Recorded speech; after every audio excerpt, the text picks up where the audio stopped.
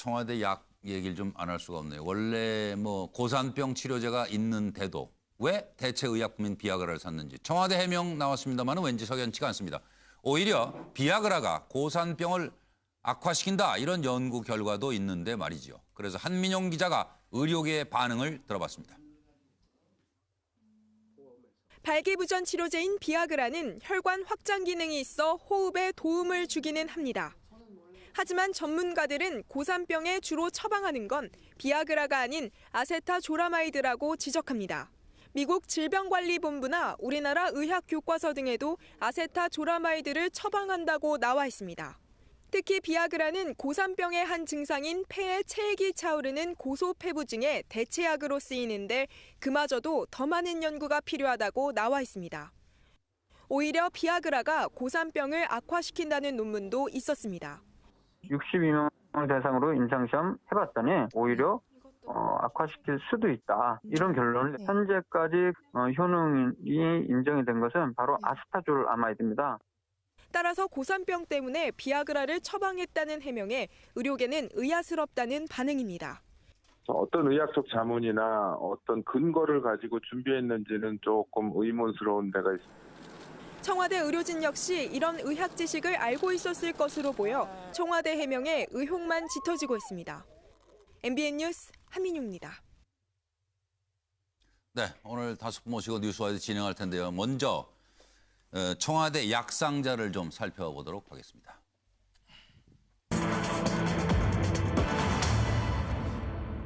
청와대에서 산 이 약품 주사제 구입 논란 해명 이걸 보시면서 이거 어디서부터 꼬였다고 생각하시는지 좀 여쭤보도록 하겠습니다. 자, 납득이 안 가고 이해가 안 간다는 얘기가 자꾸 나오는데요. 비아그라정은 발기부전 치료제로 작년 12월에 60정을 구매했습니다. 청와대 해명은 고산병 치료 목적으로 구입한 것이다. 그리고 1차 약제도 샀다는 거 아니에요? 1차 약제는 아니지만 만일에 대비해서 구입한 것이다.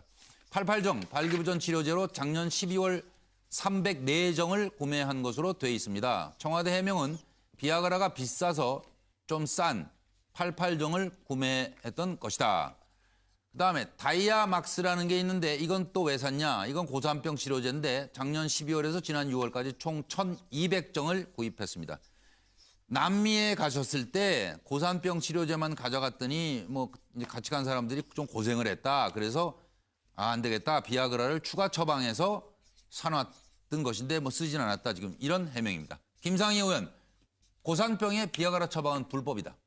청와대 의무실장의 해명이 나왔습니다. 의사로서 양심과 소신에 따라 처방했다. 외신들 파란 집에 청와대에서 파란 알약이 문제가 됐다. 이게 좀 무슨 망신인지요. 자, 들어보시겠습니다. 첫 번째로 고산병 치료를 사용하는 약이 아니고요. 이제 저희가 약을 사용을 할 때는 어떤 질환에 첫 번째 사용하는 약과 퍼스트라인 약이 있고요. 예.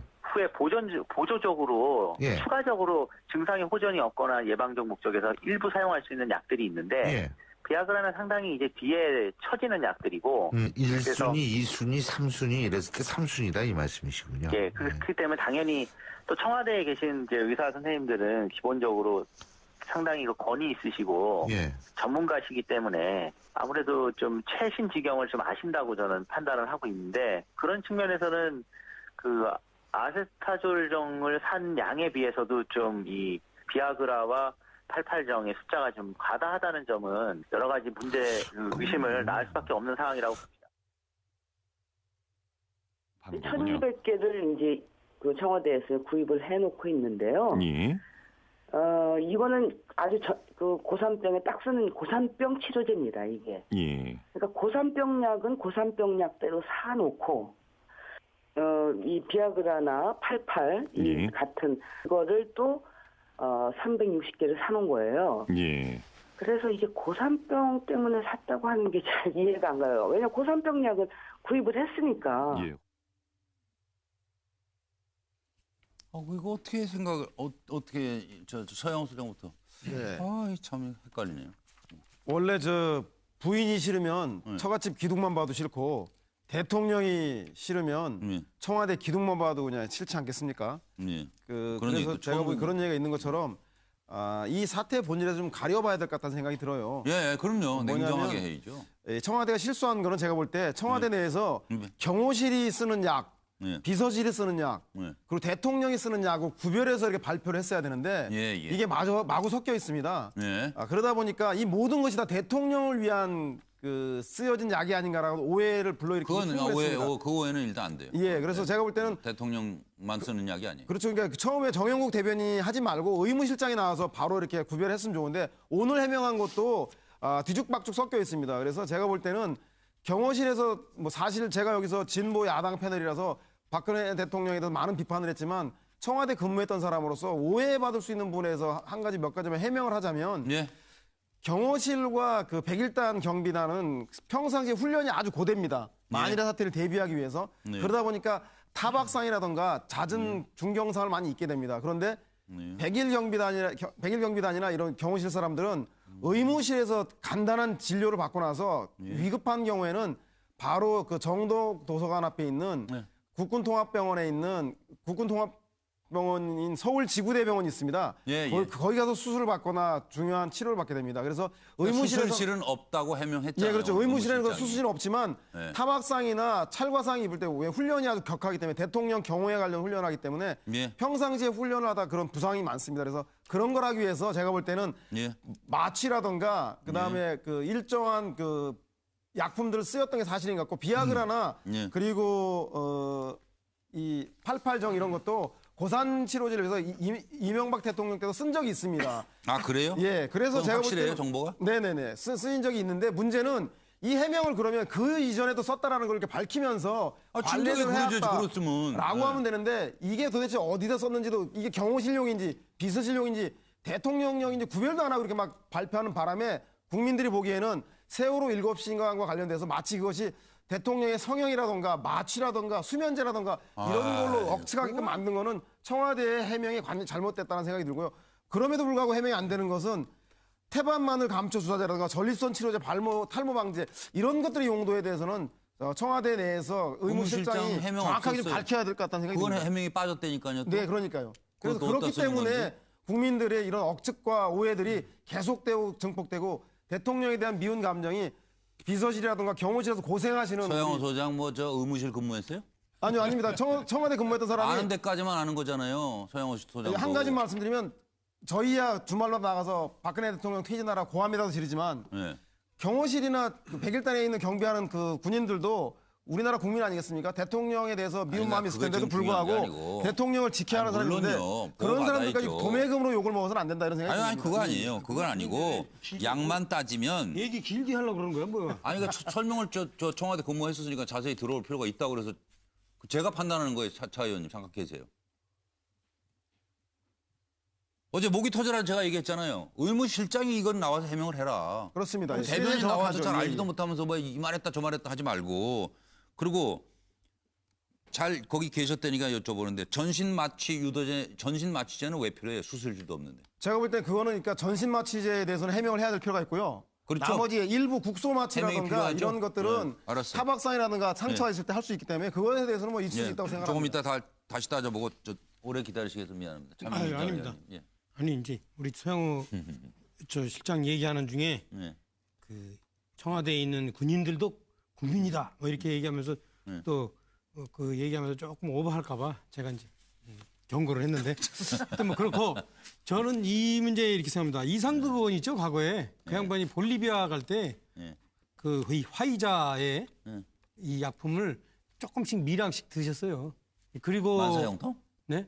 그 이상득이요? 네. 그렇게 하고 제가 볼 때는 그 이 사실은 그 아마 2,000m 이상에서 저는 좀 많이 잡았거든요. 네. 저기 저 히말라야에서도 잡아보고 에콰도르에서도 잡아보고 몇 번 잡았는데 그리고 예. 또 저기 저 뭐 뉴멕시코에서도 네, 잡았는데 네. 상당히 네. 힘들어요. 그래가지고 그 아마 제가 알고 있기로는 네. 이 화이자 약이 미량씩 먹으면 효과가 있어요. 그건 분명히 맞는 뭐 얘기인데. 나눠서 먹는다면서요? 네. 조금씩. 그래서 4분의 1씩 먹는다든가. 그래서 지금 제가 생각할 때 이래요. 지금 예. 이 비아그라나 88정은 예. 분명한 거는 글쎄요. 오늘 의무실장 얘기를 들어봐더라도 예. 최순실의 국정농단이나 네. 박근혜 대통령 일갑시간하고는 상관없는 거다. 예, 알겠습니다. 그럼 없는데 예. 지금 이 자체가 좀 이렇게 야하고 자극적이니까 예. 이 문제를 상당히 아주 열정적으로 파헤치는데 그 열정적으로 파헤친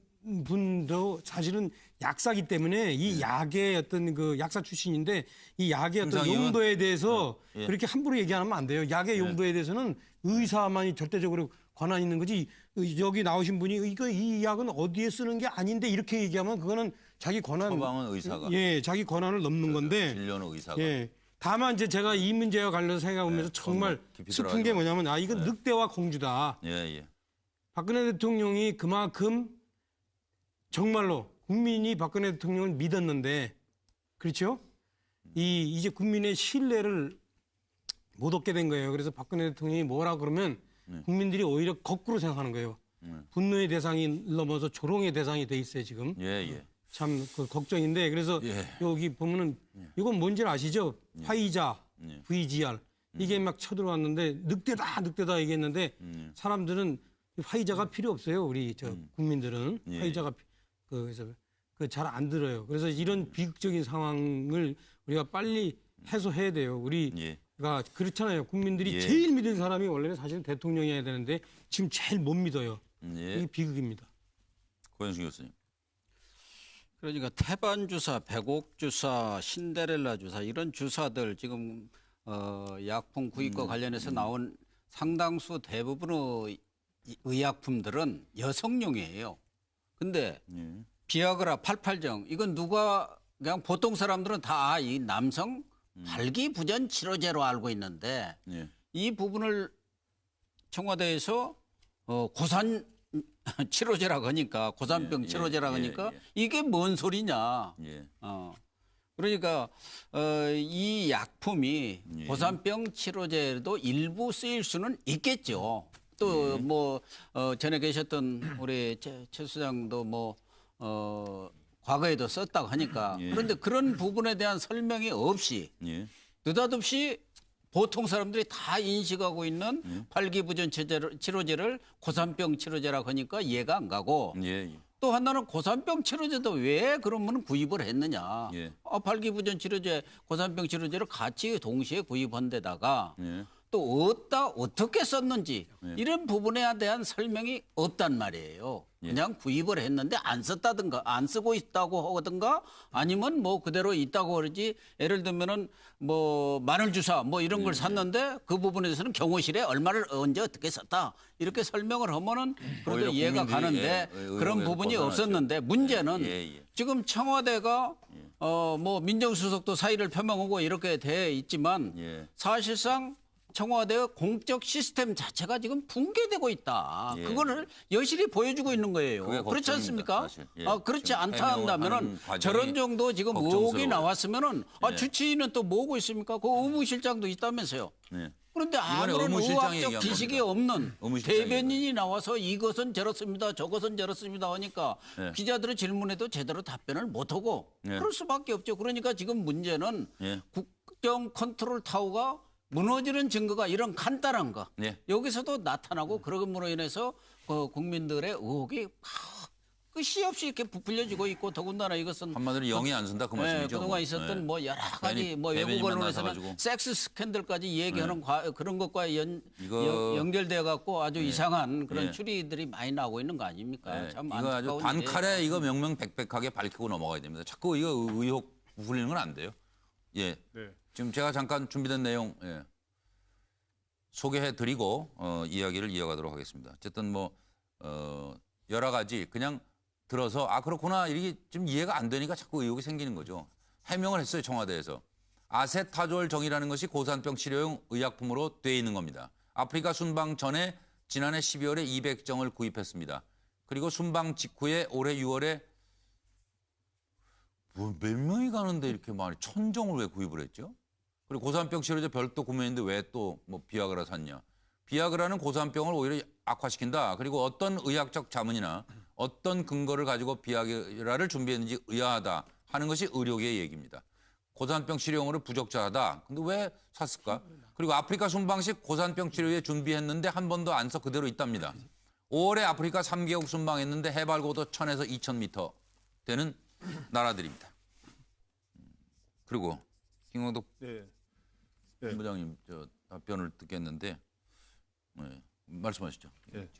그래서 저 의무실장 해명을 보면 뭐라고 하고 있냐 하면 그 용도를 유사 용도라고 하고 있지 않습니까? 고산병 치료에 유사 용도로 산 거다. 그래서 이제 소위 치약 대신 소금을 쓴 거다라고 설명을 하고 있는데 실제로 이제 국민들한테는 그렇게 비치지 않고 소독용 알코올 대신에 보드카를 왜 하는 식으로 샀냐 뭐 이런 식으로 비치는 거예요. 그러니까 쉽게 말해서 나름대로 좀 뭐 설명을 하려고 했지만 국민들한테는 납득이 안 되는 이런 상황인데요. 왜 저는 이걸 보면서 이렇게 생각해요. 저도 이제 출입해본 입장에서 보면 의무실이 보면은 대부분 청와대 경호실 직원들을 중심으로 관리하는 역할을 해요. 주치의는 대통령을 담당하지만 주치의는 대통령을 담당하지만 의무실은 주로 경호실 직원, 그러니까 일반 직원 아니라 주로 경호실이고 보면 또 경호실들이 국내에서보다도 해외 순방 때 그걸 대비해서 많이 사더라고요. 그러니까 저도 이제 순방 때 따라가 보면 경호실 직원들이 보면 약을 참 많이 먹더라고요, 보니까. 그래서 저는 그런 상황을 본 적이 있기 때문에 이 많은 약들이 사실은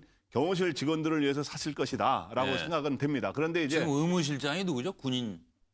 그래서 의무실장이 대충 이제 군인 출신이 하고 있죠. 군인이죠, 이제 군인. 중령이 하고 군의관, 중령. 그런데 이제 오늘 이제 설명을 한 거 보면 고산병 치료제 약도 샀지만 고산병 치료에 지난번에 이제 남미 갔을 때 하는 거를 그때 가서 고산병 걸린 그 경호원들이 좀 있어서 오늘 그걸 대비해서 지난 연말에 샀다라고 해서 올 봄에도 이제 또 남미도 갔다 오고 아프리카도 갔다 오지 않았습니까? 그렇게 샀다고 해명은 하고 있는데 이해가 잘 되시겠네요, 김광덕 본부장. 아니 이해가 그래서 왜 그래서 딱 맞는 약의 용도를 안 사고 왜 이런 거를 사서 이제 오해를 빚냐 이거죠. 그래서 이런 식으로 또 청와대가 이게 좀 뭐 다른 것도 아니고 비아그라 이런 것들을 샀기 때문에 국민들한테는 이제 납득이 안 되는 거죠. 그래서 이런 약을 사는 게 뭐가 문제가 있다.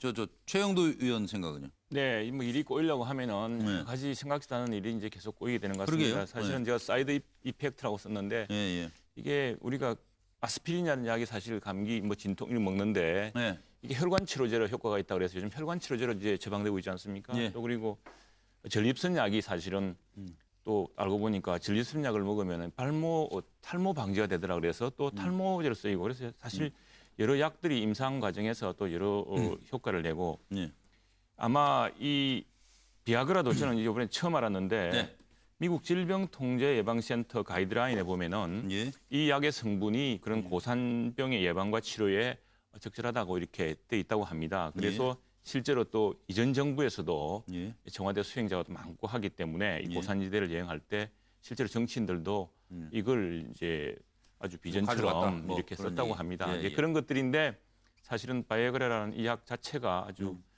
참 특별한 또 화제여서 이게 일이 꼬이고 있는 것 같습니다. 그런데 사실 저는 좀 이런 문제는 좀 본질에 집중했으면 좋겠습니다. 이게 사실 뭐 이거 가지고 뭘 했겠습니까?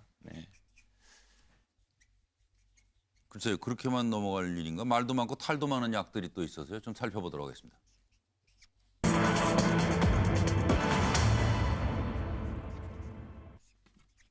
비아그라는 그렇다 치고 무슨 태반, 마늘, 감초 주사제, 불면증, 전립선 치료제 이런 게 이제 약품 목록에 들어 있으니까 그렇잖아요.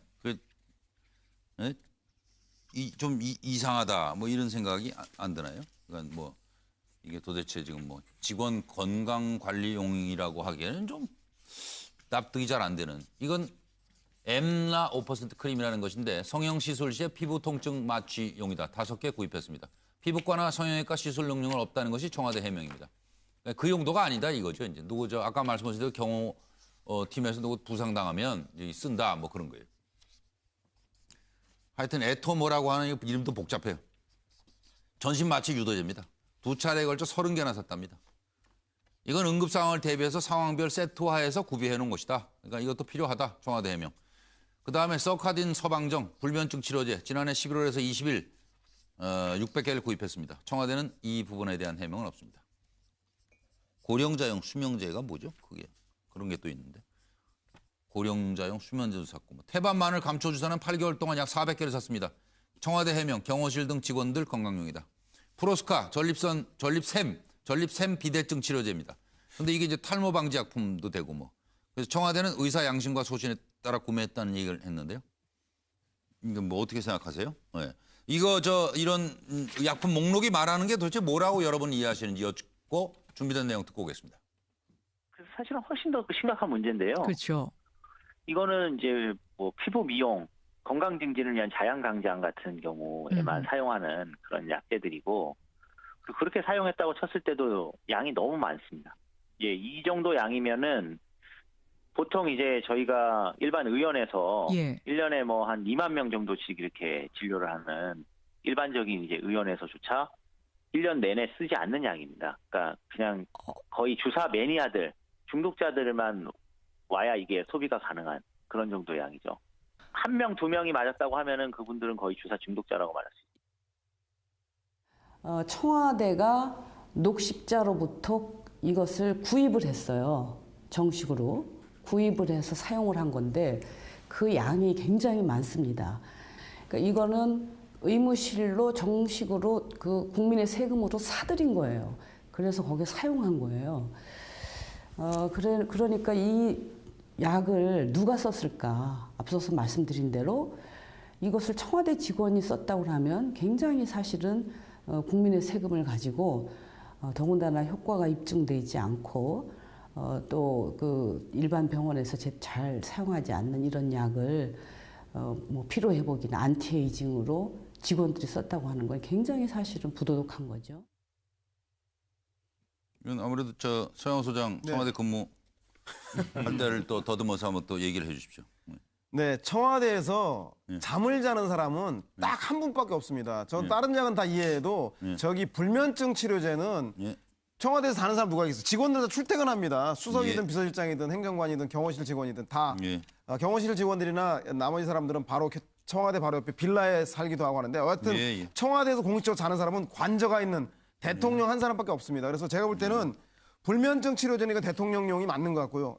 근무 시간에 잔리야 없지 않습니까? 그리고 태반 마늘 감초 주사제도 청와대 1차 주치했던 분은 내가 있는 동안은 의학적으로 그 전문성이 검증되지 않았기 때문에 난 사용을 완곡하게 만류했다라 그랬고 2차 때 서창석 그 주치의가 들어선 다음부터 이것이 많이 구매되기 시작했다는 거죠. 따라서 처음에 있던 주치 1차 서병석 주치인가요? 그 서울대학교 원장. 아니 저 세브란스 병원장 하는 그분인가 하여튼 1차 주치의는 만류했는데 이것이 2차 주치 때부터 늘어난 거 보면 이 문제에 관련해서 인사 관련해서 2차 주치 서창석 원장 임명과 관련해서 주치 일명 최순실 씨가 개입했다는 의혹이 있는 걸로 봐서 이때부터 최순실 씨와 대통령의 이 그 태반 주사하고 불면증 치료제가 대통령에게 공급된 건 아닌지 그런 좀 의심이 좀 드는 대목이긴 합니다. 현직 서울대학교 병원장이니까 그건 뭐 그렇죠. 국가기관이잖아요. 그러니까 서창석 병원장도 세브란스 지금 병원장 가 있는 이병석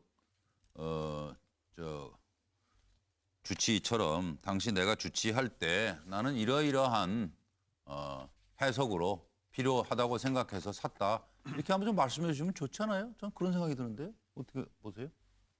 사도 어느 정도 사야지 뭐 천정이 뭐 그렇게 어디 보니까 2만 명이 올 수 있는 그런 병원에 1년 쓸 분을 샀다는 거 아닙니까? 태반 주사예요. 1년에 2만 명 써도 남아도. 그리고 이게 지금 불면증 치료제 이건 저는 대통령이 쓰셨거나 하는 생각이 듭니다. 왜 그러냐면 대통령이 여러 차례 얘기를 했어요. 전국이 꼬이고 또 필요한 그런 법안들이 처리 안 될 때 나는 국가를 위해서 정말 걱정하다가 잠이 안 온다. 잠 안 오시면은 불면증 치료약을 먹어야죠. 그러니까 이 부분은 이해가 가는데 전립선 치료제, 탈모 방지제, 태반 마늘 감초 주사제 뭐 이런 것들은 대개 보면은 중노령 전용이든가 그 질환에 쓰이는 약들 아닙니까? 젊은 애들은 그런 거 뭐 없지는 않지만 젊은 사람들은 그런 것들이 없거든요. 대개 50대 이상에 필요한 약들인 것 같은데 청와대가 그렇게 노화되어 있나요? 또 이렇게 많이 약을 사들이는 거 보면 청와대가 무슨 BH 환자 집합소인가 하는 생각이 들어요. 근데 청와대에 계신 분들은 뭐 더들 건강하신 분들 아니신가요? 또 그런 부분들 건강이라든가 이런 것도 철저히 체크하고 제가 들어가는 걸로 알고 있는데요. 아니 근데 제가 알고 있기로는 청와대에서 제대로 일하는 사람은 상당히 과로한다 그럽니다. 아침에 우리 최영두 소장 나와 있지만 아침에 뭐 5시에 출근해가지고 예. 새벽 1시에 퇴근한다고 그래요. 거기 살아요, 거기서. 예, 그거는 맞는 것 같아요. 그래서 맞아요. 제가 볼 때 아마 맨정신의 사람, 제대로 된 건강을 갖고 있는 사람도 거기서 한 6개월 하면은 예. 진짜 골병이 된대요. 그러니까 골병이 된다는 건 어디가 부러진다는 게 아니라 이 사람의 그 면역력이 쫙 떨어진다고요. 그 면역력 떨어지는 게 상당히 무서워요. 그래서 하여튼 뭐 작은 병도 쉽게 걸립니다. 그래서 저는 이 불면증 그래서 뭐 고령자 수면제가 필요하다는 얘기를 하는 거예요 지금. 뭐 하는 그렇지요. 거예요? 불면증 그리고 전립선 비대증도 필요하고. 그것도 필요하지. 이거 전립선 알아본 뭐 사람 탈모도 사실은 뭐 그러면 젊어서도 많이 탈모도 오니까. 젊은 사람이 탈모하면 얼마나 괴롭겠어요. 그죠?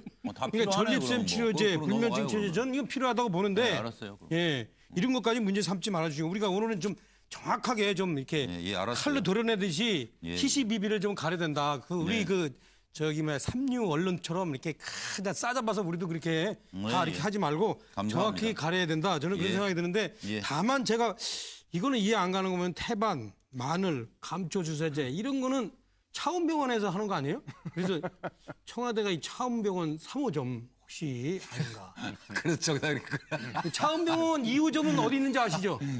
일본에 있답니다. 일본. 예, 일본. 플레이그라운드는 또 왜 들어간 거예요 거기? 플레이그라운드 분점도 차렸잖아요. 그래가지고 대통령이 직접 플레이그라운드 광고 브로셔 들고선 이렇게 재벌들한테 이 광고 주세요 이렇게 해주셔서 하잖아요. 네. 그렇죠? 품격이 있네요. 품격이 있네요. 품격이 있는 논평입니다. 위는 날카로운데 밑에는 좀 품격이 떨어지는 것 같은데요. 아니 진짜 플레이그라운드 이거 심각한 거예요. 그거는 저는 몰라. 저는 일단 양 얘기만 하고 넘어가요. 774억을 무슨 뭐 재벌들한테 이렇게 땡겼다. 이거에 대해서는 옛날 방식인데 지금 통하나 이런 정도의 생각이 들었는데 막 청와대에서 그 플레이그라운드 브로셔 들고 재벌들한테 이거 광고 주세요 이거 하는 거 그거 보고선 저는 진짜 아연 실색했습니다. 끔찍해요. 수석이. 예?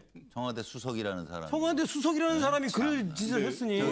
지금 청와대가 이렇게 뭐 병원이냐 뭐 이런 식으로 비유했는데 제가 보기엔 차은병원 그냥 병원이 아니라. 그러니까 그런 병원이 했는데 제가 보기에 병원 수준이 아니라 이게 보니까 완전히 각종 주사제하고 비아그라 이게 비아그라 고산병에 맞느냐는 임상 실험하는 것 같아요. 불법 조산소? 네, 임상 실험 너무 심한 말씀이고. 참 그래서 이 정확한 용도가 맞는지 말은지 이게 좀 애매한 이러는데. 하기야 태반 주사는 2010년 7월 한국보건의료연구원 공식 발표 내용에는 효과가 있거나 안전하다는 근거는 부족하다. 예. 그래서 사용에 신중해 줄 것을 권하고 있는 약입니다. 그러니까 피부 미용, 피로 개선, 관절염, 암 치료, 면역 기능 개선 등의 태반 주사가 효과가 있다. 이 정도면요. 이렇게 써 있으면 이거는 만병통치약이거든요. 그러니까 이거 잘못 쓰면 좀 부작용이 있다 이거예요. 정확하게 맞는 용도가 검증되지 않은 것들이 맞아요. 청와대에서 아까 말했지만 비아그라 고산병에 맞다. 그리고 태반 마늘 감초 주사제가 굉장히 피부 관리라든가 그다음에 피로 회복에 좋다. 이런 것들이 건강 관리용으로 한다 그랬는데 이게 충분히 검증되지 않은 게 쓰였단 말이에요. 실제로 초대 주치의가 대통령이 이제 태반 아마 이거 본인이 증언하니까 맞는 얘기겠죠. 이거는 태반 주사를 놓아달라 그랬는데 이거는 여러 가지 검증되지 않았으니 안 맞는 게 좋겠습니다. 해서 안에 저희가 거부했다는 아까 못 오니까 또 자기가 그런 얘기를 한 적도 그렇기 없다고 때문에 또. 제가 태반 마늘 감초 주사제가 경호원 등 경호실 직원들의 건강 관리용으로 쓰였다는 거는 조금 이해가 안 가요. 그래서 이거는 이제 대통령 용도로 쓰였을 가능성은 이해가 되는데 근데 나머지 아까 뭐 불면증이라도 전립선 탈모 이런 거는 정확하게 설명이 아닌데 우리가 뭐 무지 근거 없이 뭐 의심하는 것도 이상하고 또 그렇지 않은 것도 그렇고 근데 그거는 제가 요구하고는 관련 있는지 모르겠습니다만 청와대 경호실 직원들이 남미 방문할 때 보니까 수면제들은 드시는 것 같더라고요. 그럴 수 있겠네요. 그러니까 그럴 수 그런 측면은 내가 또 약간 이거 맞는지는 모르겠어도 수면제 남미 갈 때는 저희 기자들도 먹고 그랬는데 그래서 그러나 이제 아까 태반 마늘 감초 주사제 이런 것들이 이제 직원들이 썼다는 건 이해가 좀 안 된다. 이런. 그럼 최영도 의원은? 예, 저는 뭐 앞에 많은 분들이 말씀하셨기 때문에 그냥 청와대도 사람 사는 곳이다 이렇게 정리했습니다. 사람 사는 곳이어서 이게 청와대 위치를 보시면 아시겠지만 뭐 지나다니신 분도 알겠고 여기가 도심이랑 조금 떨어져 있는 곳입니다. 가까이 약국도 없고 병원도 없고 또 청와대 내부에는 수많은 뭐 경찰부터 또 경호팀들 또 비서실 사람들 많은 사람들이 있습니다. 이 사람들이 병을 나다니기 힘들고요. 아까 비아그라 천정 가지고 이제 조금 의심이 있을 수 있는데 예컨대 고산지대로 간다. 예컨대 어떤 남미의 고산 뭐 아프리카 갔다 할 경우에 대통령 전용기가 B747 아닙니까? 747 한 300~400명 탑니다. 꽉 채우고 가거든요. 그리고 가서 이제 선발대도 있을 테고 또 현지 취재진도 붙고 하면은 실제로 뭐 며칠이라고 한다면은 만일 그 약이 꼭 고산제에 처방이 된다고 하면 사실 그 정도 예상할 수 있는 거죠. 그다음에 네.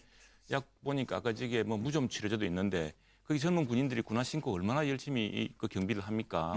좀 챙길 수 있고요.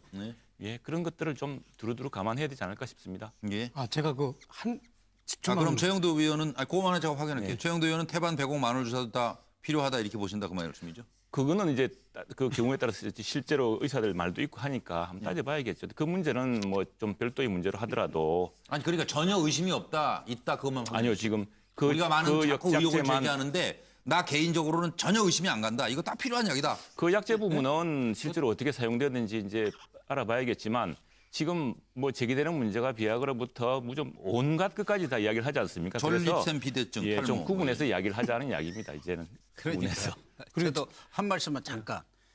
청와대에서 치료제라든가 이런 것 주치 있는 것은 대통령을 위해서 의무실도 있는 겁니다. 의무실이 있는 것은 말하자면 아주 응급한 상황. 그 내에서 갑자기 직원이 배가 아플 수도 있고 경호원이 뭐 운동하다가 삐일 수도 있고 그렇기 때문에 거기에 필요한 것이 있는 것이지 불면증 치료제, 전립선 치료제, 탈모방 이건 개인이 가서 자기가 집에 가서 사적으로 치료할 약들입니다. 제가 아까 그 말씀을 드리고 싶어요. 대통령이 뭐 탈모 치료제는 여성들도 50 넘으면 탈모가 빠지니까 치료제가 필요하지만 개인이 해야 돼. 개인이. 여성들도 전립선 치료나 자기 남성 전립선으로 알고 있는데. 전립샘. 전립샘. 남성. 예.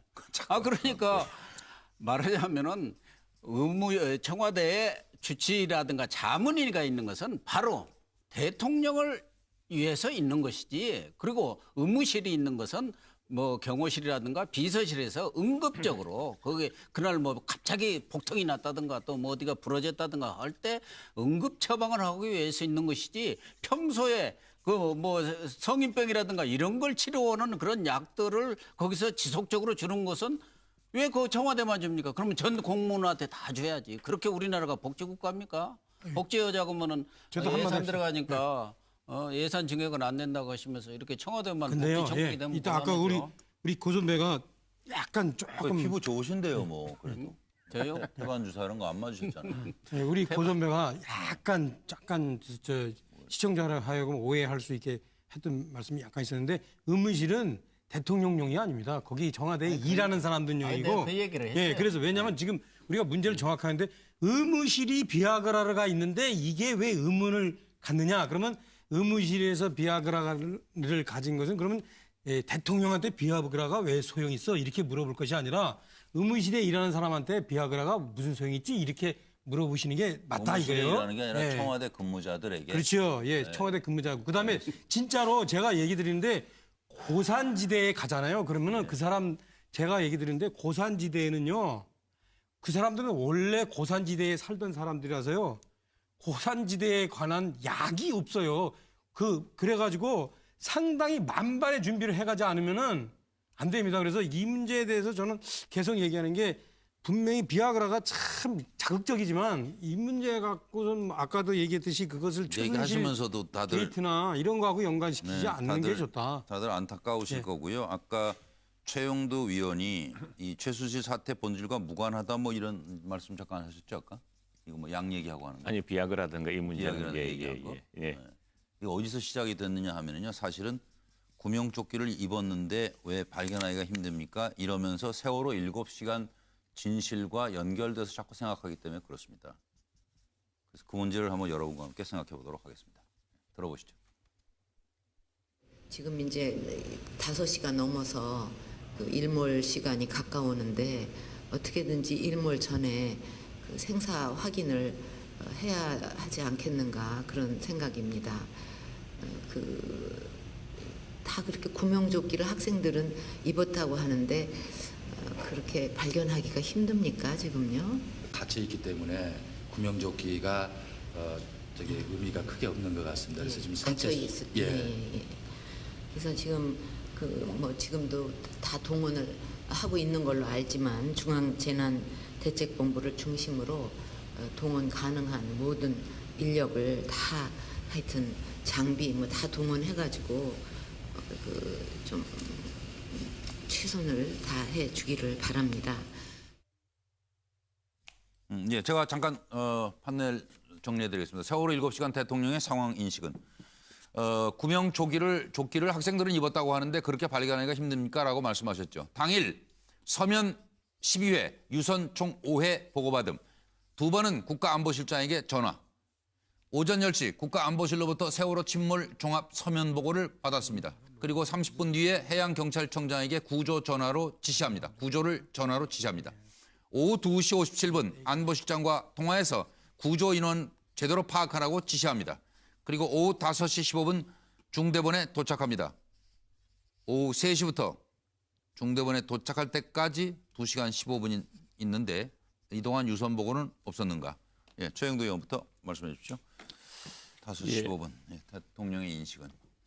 예, 이 사실 세월호 이 참사는 우리나라 재난 구조 시스템의 그 허실을 여실히 보여준 사건이었습니다.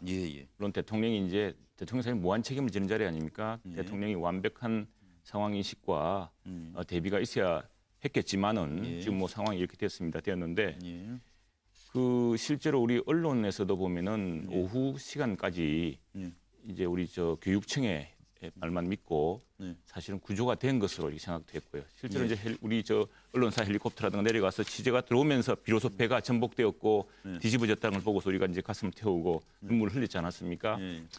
그런 어떤 당시의 상황을 좀 추적해 보면은 지금 우리가 더욱더 좀 이 사실 세월호 참사 이후에 더 완벽하게 추구해야 될 것은 한 사람의 실수, 한 사람의 뭐보다는 완벽한 재난 구조, 재난이 발생하면 즉각적으로 그 정확한 상황이 보고되고 또 상황이 전파되고 거기에 따라서 즉각적으로 그 군환을 할 수 있는 인력들이 동원 배치되는 이런 이제 시스템이 참 이번 우리 참사를 통해서 여실히 온 국민들이 느끼게 되었는데 과연 지금 그게 제대로 되고 있는지 그것도 참 저도 걱정입니다.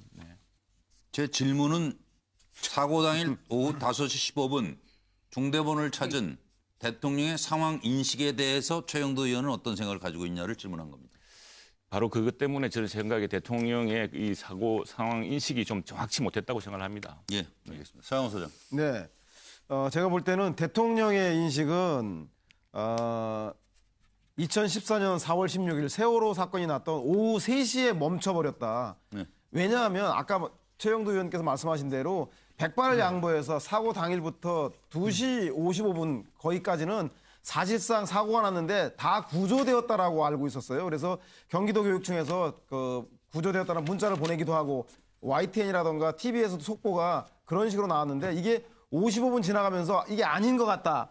구조자를 중복적으로 체크한 것 같다라고 하면서 실제 대량 인명 피해가 있다는 것이 알려지기 시작합니다. 그러면 그 전까지는 백발을 양보해서 치닫고 하고 3시부터 대통령이 현장에 나타난 5시 15분까지 2시간 15분 동안은 최소한 대통령이 이 문제에 대해서 누구보다 더 심각하게 사건을 알고 있음에도 불구하고 그러니까 인식이 어땠다고 보시느냐고요. 그러니까 그래서 전혀 재난 상황을 파악하고 있지 못한 것을 반증하는 오후 3시에 멈춰버린 대통령 인식 이것에 과연 무슨 일이 있었을까 그것을 밝혀야 한다는 생각이 듭니다. 지금 대통령이 5시 15분에 도착했을 때 그때 상황은 이미 배가 다 뒤집혀서 다 가라앉아가지고 요 대가리 부분만 남아 있었을 때예요. 그러면 대통령이 그동안 안 보고 비행기에서 외국 갔다 내려서 돌아오는 길에 텔레비전 한 번만 봤어도 대통령이 그 얘기를 할 수가 없어요. 아니 들어가 있는 애들을 어떻게 못 찾냐고 얘기하는 것 자체가 이거는 성립이 안 돼요. 그래서 저는 정말로 대통령한테 내가 참 아직도 우리의 대통령이시니까 경의를 표해야 되지만 이 경우에만은 제가 이걸 있는 그대로 얘기해야 돼요. 우리 속담에 자다가 봉창 두드린다고 그러잖아요. 자다가 봉창 두드린다는 소리가 여기에 맞아요. 저는 제가 이거 여기 제작진 제가 이거 대통령한테 이런 소리 한다고 저한테 화내지 마세요. 이거는 정말로 국민 입장에서 보면은 자다가 봉창 두드리는 소리 아니고는 어떻게 표현할 수가 없는 거예요. 안 그렇습니까? 시청자들이 오해하시겠어요. 맞습니다. 저희가 무슨 말하는데 화내거나 뭐 말 막은 적 있어요? 뭐 차명진 의원 책임지고 다 본인 얘기 다 하신 거 아니에요, 뉴스와에 대해서. 근데 뭐 새삼스럽게 무슨 뭘 말을 막은 것처럼 그렇게 얘기를 해요 또?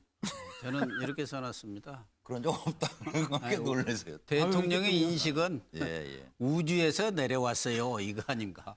아니 우주나 외계에서 오시지 않은 분이 아닌 한 그날의 상황은 배가 침몰하는 그 상황부터 그 완전히 그 선 미만 남은 선수만 조금 남았을 때까지 아주 그냥 방송에서 시시각각으로 생중계를 했어요. 네, 그러니까 저도 했어요, 한국에 있는 우리나라에 있는 어떤 사람도 그 상황을 모른다는 것은 정말 이해할 수가 없는 거예요. 정말 가슴이 그래서 찢어지는 시간이었어요. 그거 보면서. 의약품하고 네. 무슨 대통령이 정말. 최순실 사건하고 관계가 있느냐 하는데 많은 사람들이 아니 도대체 그 전에 뭐 예를 들면은 국가안보실장하고 2시 57분에 전화를 했다는데 5시 15분까지는 도대체 뭘 하고 있었기에 이렇게 깜깜해갖고 느닷없이 자다 봉짝 들어온 소리를 하고 있느냐. 우주에서 외계에서 오지 않는 한 있을 수가 없었기 때문에 그 의약품 문제에 대해서도 필요 이상으로 지금 얘기들을 하고 있고 그것이 이제 뭐 과대하게 확산돼 있는 것만은 틀림없지만 그 부분도 분명히 밝혀야 할 부분이라 해서 나오는 거고 또 하나는 이 해양경찰청장하고 국가안보실장하고 통화를 했다는데 왜 기자들은 이 사람들한테 물어보지 않는가 모르겠어요. 내가 기자할 때는 이런 거 다 물어보는데 정말 통화를 했느냐. 그때 무슨 통화를 했느냐. 취재가 들어가야 된다 그 말씀이죠. 당연하죠. 그런데 그분들이 한 번도 뭐 대통령과 이러이러한 통화를 받았고 했고 어떤 지시가 구체적으로 내려왔습니다. 한 얘기를 내가 들어본 적이 없어요. 그러면 기자들이 그때 국가안보실장 지금 김관진 실장이 하고 있었지 않습니까?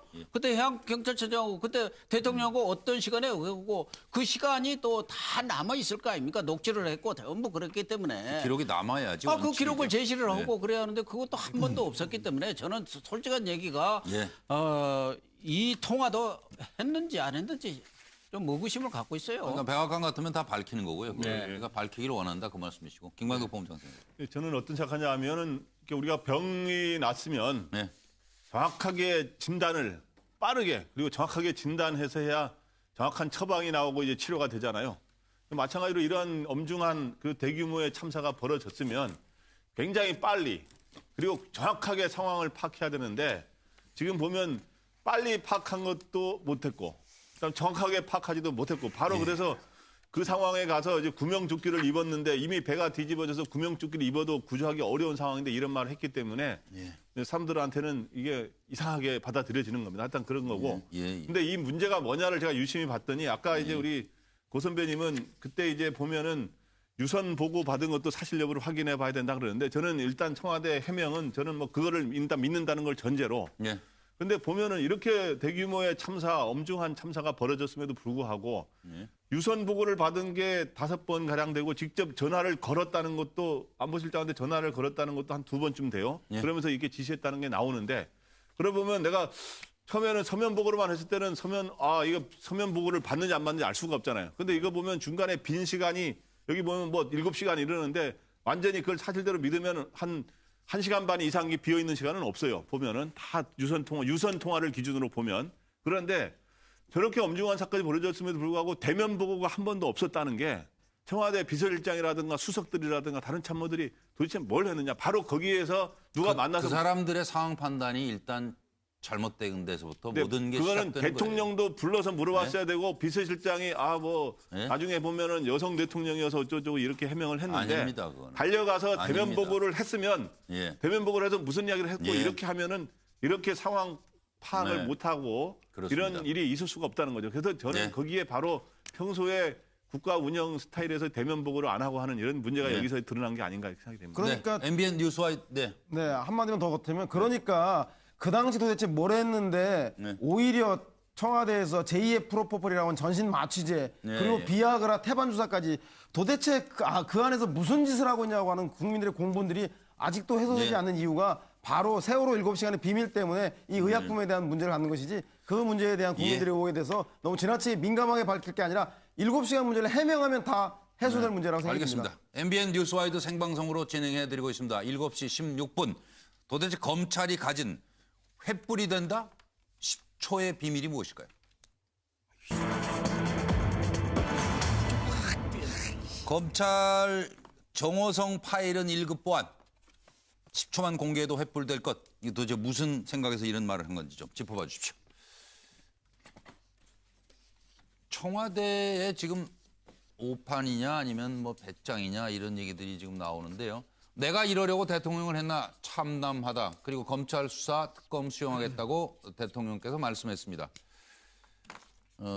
수사 결과 상상으로 지은 사상 누각이다. 검찰 수사는 받지 않겠다. 그리고 중립적 특검만 받는다라는 얘기가 나왔고요. 청와대 비서진 구성 완료, 호위무사 유영아까지 계산기 두드리는 야당, 결국 시험과의 싸움 아니냐. 그런데 이제 상황이 좀 바뀌었죠. 최순실, 안정범, 정호성이 구속되고 우병우도 없고 김기춘도 불안하고 뭐 이런 상황에서 법무장관과 민정수석이 사의를 표명한 거예요. 항명은 아니랍니다. 그리고 도의적 책임을 느껴 사표를 냈다고 하는데 아직 수리 여부는 지금 결론이 난 게 없네요. 그리고 이제 대통령께서는 이 와중에 왜 이러세요? 아마 곤혹스러울 것 같아요. 검찰은 정호성 파일 1급 보안, 녹취 10초만 공개해도 촛불이 횃불될 것이다. 김수남 총장 물러서지 않을 거다. 우병우 전 민정수석 약발이 끝난 것 같아요. 유영아 변호인 누님은 제가 지켜요. 자, 이게 지금 청와대 부서진 사정 방패 어디서부터 꼬였다고 보시는지 이제 좀 여러분의 설명을 듣도록 하겠습니다. 네. 권영수 교수님, 검찰 10초만 공개해도 이게 무슨 소리예요? 좀 어렵게 써놨습니다. 목불인견이라고. 예. 차마 눈으로 볼 수 없는. 예. 그런 내용이 있다 그거 아니겠습니까? 그런 내용이 있다고요? 네, 그러니까 촛불에다가 기름을 확 붓는 내용이다. 그러면은 횃불이 되고 그게 거대한 아주 큰 불로 비화되는 거 아닙니까? 그렇지 않아도 지금 이 촛불이 들불이 돼갖고 전국 방공곡곡에 지금 불이 타고 있습니다. 그런데 검찰 하는 짓이 목불인견이라는 줄 알았죠 또?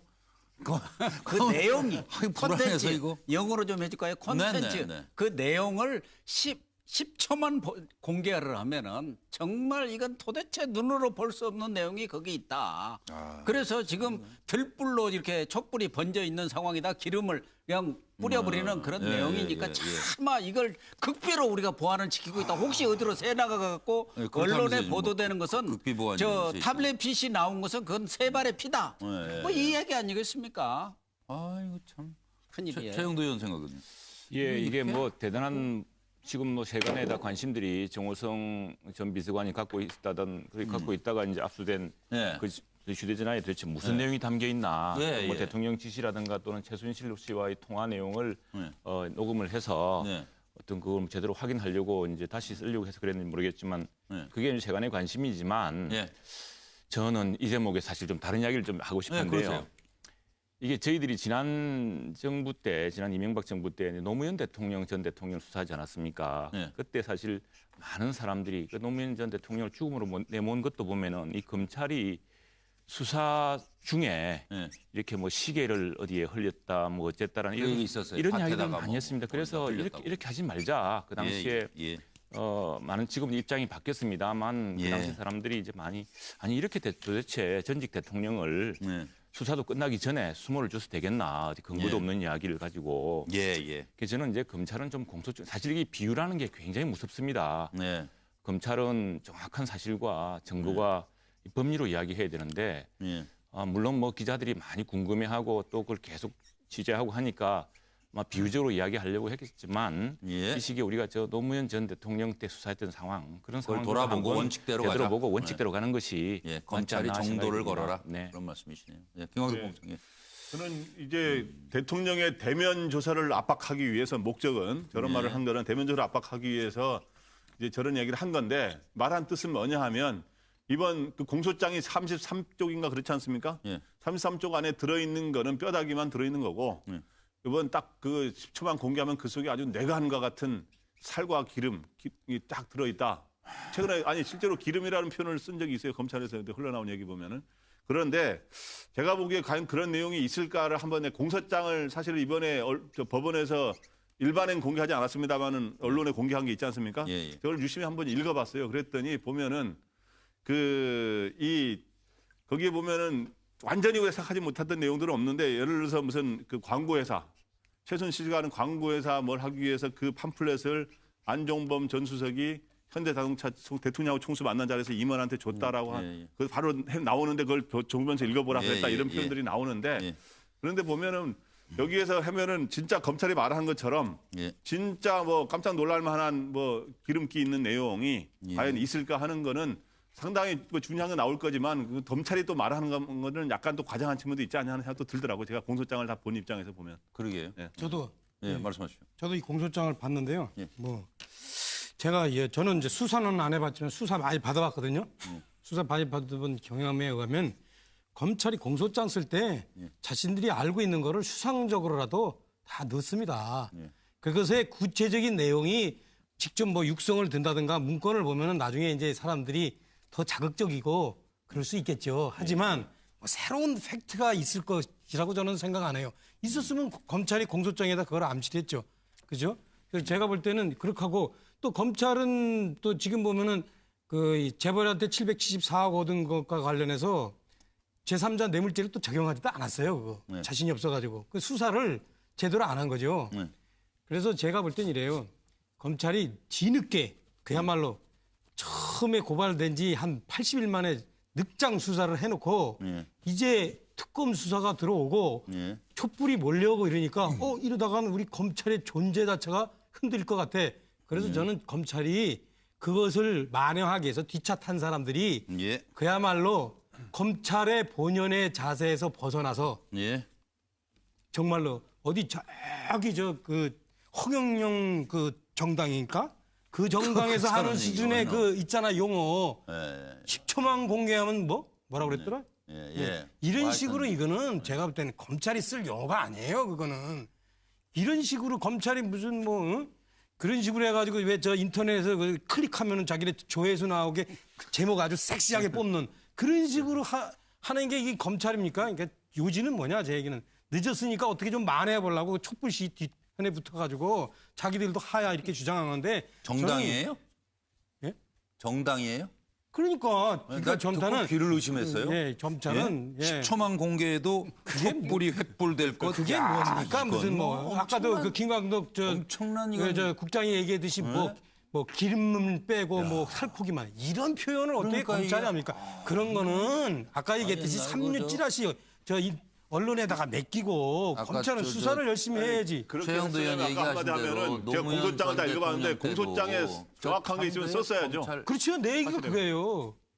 수상적으로라도 썼어야지. 알겠습니다. 검찰은 공소장으로 말해야죠. 저는 너무 기능주의적인 비판 아닌가 싶고요. 검찰이 아무리 잘못을 했기로서니 대통령에 대한 정당한 조사마저 폄훼받아서 되겠습니까? 저는 검찰들이든 검찰발 촛불이라고 생각하고요. 인천의 평검사가 대통령 체포해야 한다 글을 올린 것도 있고 그리고 피의 사실을 유포해서 대통령을 압박하기 위한 게 아니라 오죽하면 인명권자 등에 칼을 꽂으려고 하겠습니까? 그만큼 대통령의 그 죄가 위중하다라고 검찰은 생각하는 것 같습니다. 그래서 조사를 받게 되면 그 조사가 뇌물죄라던가 그 헌정사상 최초의 피의 사실로 제가 보기에는 공소장에 기소가 되는 거 아니겠습니까? 따라서 그렇게 되면 탄핵을 위한 명백한 사전 전제가 됐기 때문에 차라리 탄핵의 길을 가게 되면 국회에서 200석의 200석이 찬성해야 되고 또 헌재로 가야 되는 그래서 빠져나갈 길이 있을 테니 차라리 조사를 받고 탄핵의 길로 가라. 안 그러면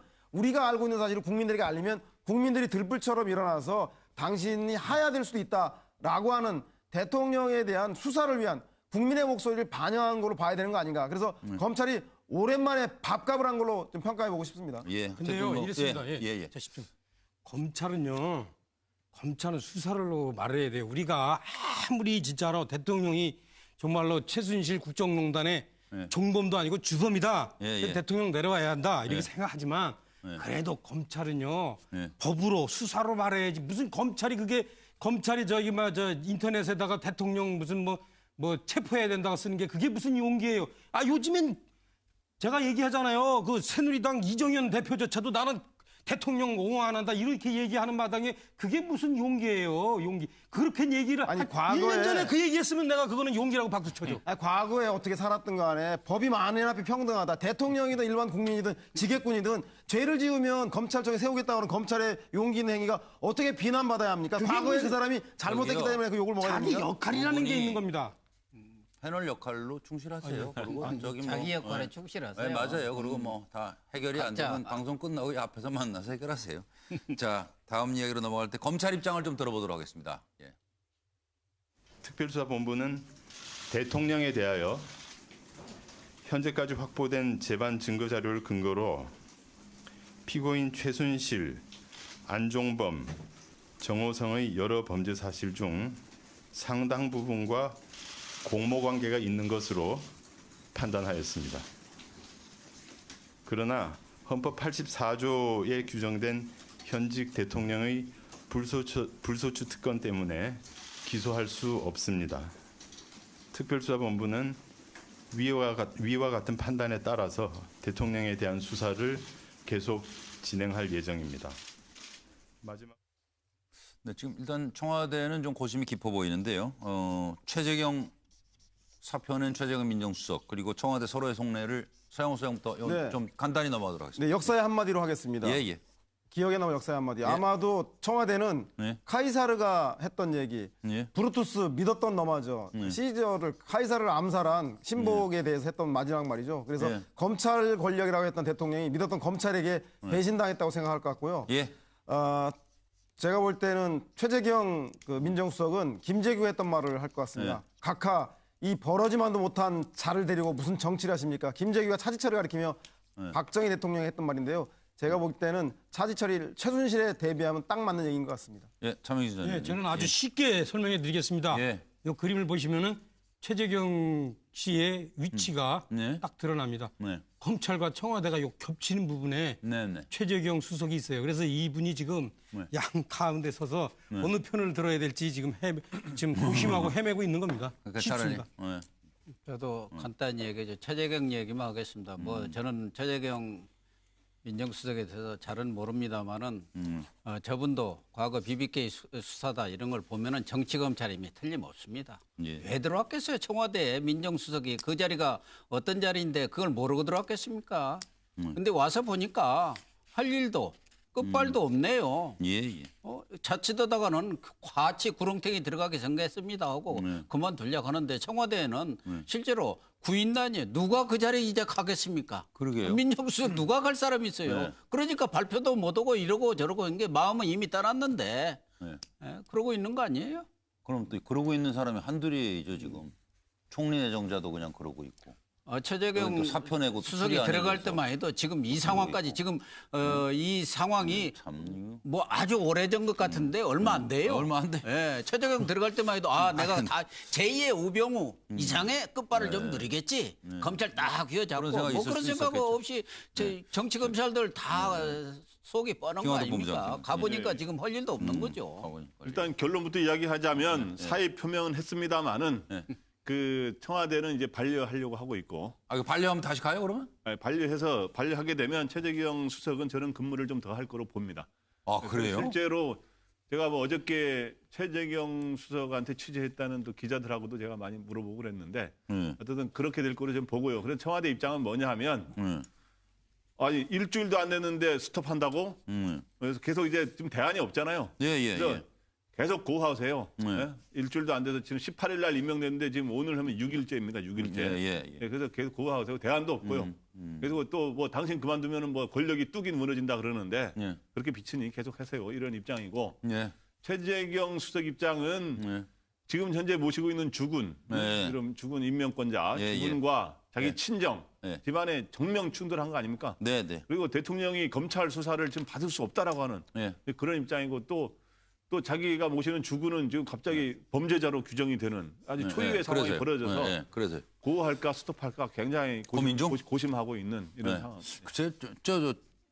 최영도 의원님 생각. 제가 그 기자 생활 중에 상당 부분을 법조 기자를 했습니다. 검찰과 법원을 출입을 안 하는데 그 사실 지금 정부 말기에 민정수석이라는 게 사실 좀 제대로 된 사람 같으면 안 가려고 합니다. 그렇겠죠. 사람 구하기 참 어려운 시점인데요. 그리고 뭐 민정수석이 새로 뭐 검찰총장을 임명할 수 있는 것도 아니고 어려운 자리인데 그 최재경 전 검사장은 이제 그랬다고 합니다. 이게 지금 뻔히 그 어려운 길인 걸 알지만 또 우병우 전 수석으로 인해서 사실 검찰이 엄청나게 망가지고 또 국정도 굉장히 혼란스러워졌지 않습니까? 그래서 아마 사실 저 최재경 검사장이 민정수석으로 들어갈 때는 훨씬 이전에 결정됐던 것 같아요. 훨씬 이전에 결정됐는데 이게 들어갈 때쯤에는 우병우 수석의 사태가 늦어지면서 들어가면서는 이제 아주 이걸 맡게 되었는데 그래서 아마 뭐 진정한 공인의 길, 이 저 최재경 검사장이나 검사들 특수통 검사들이 절개하는 이야기가 있습니다. 무사가 저 격부를 째지 않는다. 그리고 내 한몸보다도 세상을 더 중히 여긴다 이런 게 있거든요. 뭐 그런 어떤 공인 의식이 발로되지 않았나 싶습니다. 10초만. 지금 내가 최재경 민정수석한테 나중에 좀 당할 모를지도 모르는데 제가 취재한 바에 하면 이분이 독립해가지고 변호사 사무실을 차렸는데 그게 잘 안 됐대요, 장사가. 그래서 이게 참 그 이후에는 더 설명 안 하겠습니다. 저도 한마디 지금 말씀하십시오. 지금 이명재 민정특보라고 있습니다. 검찰총장까지 지내신 분이고 검찰에서 하나의 그 사표로 이렇게 불리는 분이에요. 그분이 지금 청와대에 가셔서 특보 온 지가 언제입니까? 무슨 일 했습니까? 검찰도 비슷해요. 정치검찰도 하는 거. 그렇게 존경할 만한 분도 그렇게 많지 않더라고요. 나도 이명재 총장에 대해서는 상당히 존경의 염을 가졌었는데 역시 공부 들어가면 비슷하더라고요. 똑같은 생각을 가지고 또 들어가더라고요. 그리고 그나저나 탄핵 시간표를 좀 살펴보도록 하겠습니다. 탄핵은 어떻게 될까요?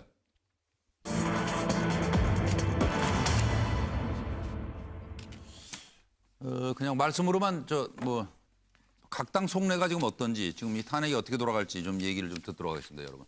빨라진 탄핵식의 전망. 이것은 이제 중앙일보 출처 여론조사를 해봤더니요. 탄핵에 대해서 매우 찬성 54.3, 찬성하는 편 24.1. 그래서 탄핵 찬성이 78.4%입니다. 새누리당 비박 탄핵 찬성 서명 40명 돌파. 친박 탄핵 추진파는 나가라. 야3당 D-Day 9일 종료되는 정기국회 안에 이렇게 의논이 좀 됐다는 얘기죠 지금. 그래서 그냥 말씀으로 최 의원부터 시간 많지 않으니까. 최근에 국정 공백과 이런 그 문제를 해결할 수 있는 헌법적 길이 무엇인가에 대한 이제 국회의원들의 고민이 아마 깊을 것 같습니다. 야당은 정리했고요, 여당도 친박도 비박 이렇게 좀 생각이 다를 것 같습니다만 정말 지금 중요한 것은 탄핵이든 무엇이든 이 국정 혼란과 공백을 빨리 최소화하는 것입니다. 야당도 빨리 그 책임 총리를 다 같이 함께 해서 지금 이렇게 벌써 몇 개월째 이렇게 갈 그 탄핵으로 가면 더 또 긴 시간의 혼란이 또 생깁니다. 그걸 대비해서라도 좀 중지를 모아서 이 국정 공백을 최소화시켜야 되겠습니다. 맞아요. 저는 지금 사람들이 제일 궁금한 게 지금 탄핵안을 발의하면 만약 통과되느냐 이게 물어본 사람이 많은데 제가 보기에 현재 하면 탄핵안이 아슬아슬하게 통과될 가능성이 좀 높긴 합니다. 그런데 예를 들어서 새누리당이 공식적으로 좀 찬성한 사람이 32명까지 나온 적이 있고 지금 또 오늘 보도에 따르면 김무성 전 대표가 약속을 받은 사람이 40명이라고 하니까 그런 거로 보면은 야권에 171명 하면 200명이 넘어서 찬성될 가능성이 높긴 합니다만은 약간의 변수는 남아 있어요. 그건 뭐냐 하면 저도 이제 새누리당 의원들한테 들어봤더니 중간에 굉장히 이 민심, 아까 말한 80% 가까운 사람들이 탄핵을 바라는 민심인데 또 이제 자기 다음에 혹시 보수층을 기반으로 선거를 치러야 되는데 그러한 또 어떻게 될까 하는 고민하는 의원들이 꽤 있더라고요, 보니까 중간에서. 그런데 이런 사람들이 기권을 던질 사람들이 있을 수가 있어요. 그렇게 되면은 나타나는 약간의 변수는 남아 있다. 저는 그렇게 보입니다. 저는 뭐 탄핵은 가결되리라고 보고 다만 지금 비박과 야권 서로 탄핵 전국의 주도권을 누가 잡느냐를 놓고 지금 싸움이 시작된 거 아닙니까? 김무성 대표가 대권 포기를 선언하면서 어쨌든 보수 세력도 이 탄핵을 주도해서 새롭게 태어남으로 해서 보수 결집을 노리는 것이고 뭐 야권도 마찬가지고 다만 친박 입장에서는 그래도 대통령한테 신세 짓는 사람도 많고 그러니까 혹시 숨은 반대표 이게 있을 것이다. 자기들도 계산을 할 거 아닙니까? 숨은 반대표가 역시 이게 무기명 투표니까 그러지 않겠냐 하는데 결과적으로는 탄핵으로 갈 경우 시간이 오래 걸립니다. 결국은 지금과 같은 식물 대통령으로서 나라를 끌고 갈 수 없는지 정치권이 수습 방법이 없어요. 대통령이 탄핵이 발의가 되고 국회에서 적어도 처리가 된다 한다면은 결단을 내려서 닉슨처럼 깔끔하게 물러나고 대통령에 대해서도 사면 내지는 뭐 정치적 사면 이걸 통해서 우리가 새로운 수습의 길로 가야지 국회에서 할 수 있는 정치권이 무슨 방법이 있겠습니까? 민심이 이렇게 들불처럼 일어나는데 그것을 수습할 방법이 없죠. 제가 봐도 이 탄핵은 된다고 봅니다. 그런데 이제 문제는 뭐냐면 원래 정치인들이 항상 자기 자리를 먼저 생각하면서 하지만 동시에 대의도 생각하거든요. 근데 지금 제가 이렇게 보니까 대의를 별로 생각 안 하는 것 같아요. 지금 저도 이렇게 오는데도 많은 분들이 뉴스 아이드 가냐. 제발 좀 이 국정 혼란 좀 그만 멈춰라. 그리고 어떤 분이 지금 정부가 이게 유령 정부다. 유령 정부. 대통령도 조금 있으면 날아가고. 뭐 경제장관 뭐 전부 다 지금 다 총리 다 사표 쓴 상황에서 유령 정부다. 이거 지금 나라가 어떻게 되느냐. 그런 걱정을 하는데 이분들이 참 걱정입니다. 걱정이다.